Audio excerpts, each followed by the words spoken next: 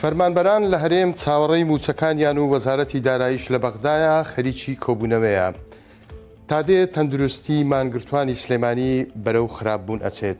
لەمە و بەدواش گەرچوویە سەیرانگاکان تکایە پاشماوەکانت بەجێمەهێڵا. سڵاوتان لێبێت. یەکەم ڕۆژی مانجی دووە موچەخۆرانی هەرێم نەک موچەی مانجیەک بەڵکو موچەی مانجی 12 ساڵی پاریشیان تا ئێستا وەرنەگرتووە. لە ئێستادا شاندێکی باڵای هەرێم بە سەرۆکایەتی وەزیری دارایی و ئابووری لە بەغدان و دوو ڕۆژە لەگەڵ تەیف سامی لە کۆبوونەوەدان.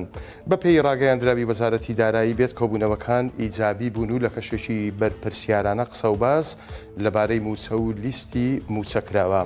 وەزیری دارایی ئەڵێت بە هیوان سبەینێ موچەی مانجیەک خەرز بکرێت. فەرمانبەرانی هەرێم چاویان لە زاری بەرپرسانی وەزارەتی داراییە تا هەواڵێکی خۆشیان لەبارەی موچەوە پێبدات. بەڵام قسەی سەری زمان و بنی زمانی وەزارەتی دارایی ئەوەیە کە بەردەوامیدانە بە کۆبوونەوەکان تا ئەم ساتەش هیچ هەواڵێکی خۆش و یەکلاکەرەوە لەبارەی موچەوە بۆ فەرمانبەران نەدراوە.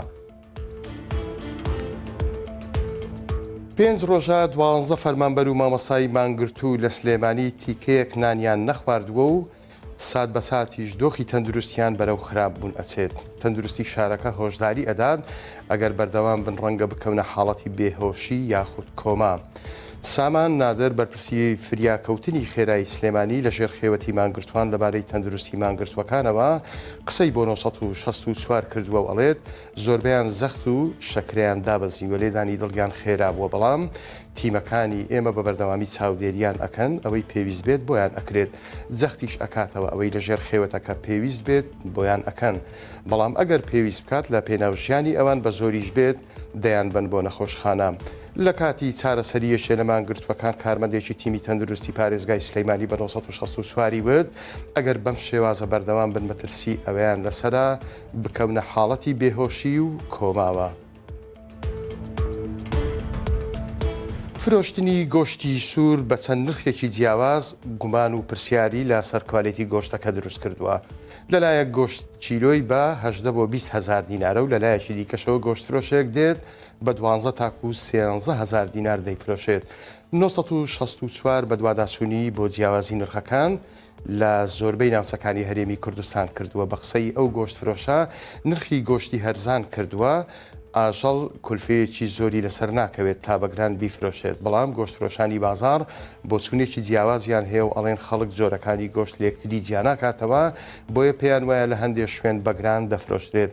لەگەڵ هەموو ئەو جیاوازیانەشدا 964 گەیشتۆتە ئەوەی سەرەڕای بوونی ئاژەڵی سووری و هیندی و ئەرمەنی و عەرەبی، بەڵام هیچیان شان لە شانی گوێرەکەی گۆشتی گوێرەکەی خۆماڵی نادەن. لیژنەکانی قایم خامیەتیش لە زۆربەی شوێن ئەو کاتا کەیف خۆش ئەبن کە گۆشتفرۆشێک داشکاندن بکات بەو مەرجەی گۆشتەکەی مۆری سەربڕخانەی ئەو سنوورەی ئەوانی پێوە بێت. باران دەنجینیە و وەک دەڵێن کەشەکە بەهاریە و ماڵی ئەوێ دوای نیوەڕوان بچیتە سەیرانگای دڵۆپە و تکە لێ بدەیت، بەڵام بەو شێوەیە نا کە دوای نان خواردن هەرچی قاپ و کەوچک و دەبەی ئاو هەیە لە شوێنەکە فڕی بدەیت و ژینگەکەی ئەو شوێنە بشێوێنی. پەیامنێری 964 ئەمڕۆ چوە بۆ سەیرانگای دڵۆپە لە پشتی کەس نەزانی هەولێر و دیمەنی پاشماوەی ئەو کەسانەی تۆمار کردووە کە دوای نیوەڕوان بۆ گۆڕینی جە و بۆ ئەو شوێنە ئەچن. بەپێی دیمەنەکان بێت سفرەی سەفەری و پلاسکە و دەبەی ئاو شوشەی خواردنەوە کحولیەکانیش دیمەنی جوانی سەیرانگاکەی دڵۆپەیان تێکداوە.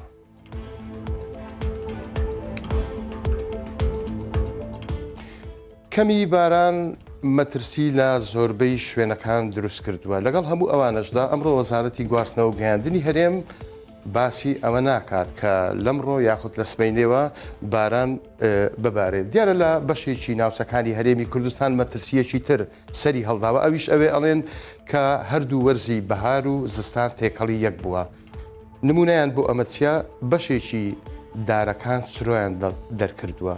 بە شێوەیەکی گشتی دەرکردنی چرۆی دارەکان بەشێک ینی هەر هەمویان نام لە کاتێکدا کە لە کۆتایی مانجی دوو یاخود لە سەرەتای مانجی سێوە دەست پێکات، بەڵام لە هەندێک ناوچە ئەو چرۆیە دەری کردووە. سەرەڕای ئەوەی لە بەشێکی زۆری ناوچەکانی هەرێمی کوردستان مەترسی وشکە ساڵی هەیە هەروەها ئەو جوتیارانەی کە پشت بە ئاوی باران ئەبەستن بۆ چاندنی برنج یاخود بۆ چاندنی گەنمەکانیان بە هەمان شێوە مەترسیان لەسەر کۆبۆتەوە بەپێی ئەو ئامارەی یاخود بەپێی ئەو زانیاریانی کە وەزارەت ئەمڕۆ بڵاوی کردوتەوە نزمترین پلەی گەرما بێگومان لە حاجیۆمەرانە ئەویش تەنها سێ پلەی دیاری کردووە شوێنەکانی تر لە 15 پلە تاکو 19 پلە کە 19یان لە شاری کەرکووک ئەبێ دیاری کردووە دیارە حاجیۆمەرانیش نەک لە وەرزی جستانان بەڵکو لە هاوینانیش گاڵتە بە سەرمایەکەی ناکرێ و ئەوێ شوێنێکی بەردەوام ساردا بەو هیوایین باران ڕوو لە هەرێمی کوردستان بکات و ترس و دوودڵی جوتیاران و خەڵکیش بڕەوێتەوە بەڕێزان هەواڵەکانم پێشکەشکردن کاتێکی خۆش بۆ هەموو لایەکتان.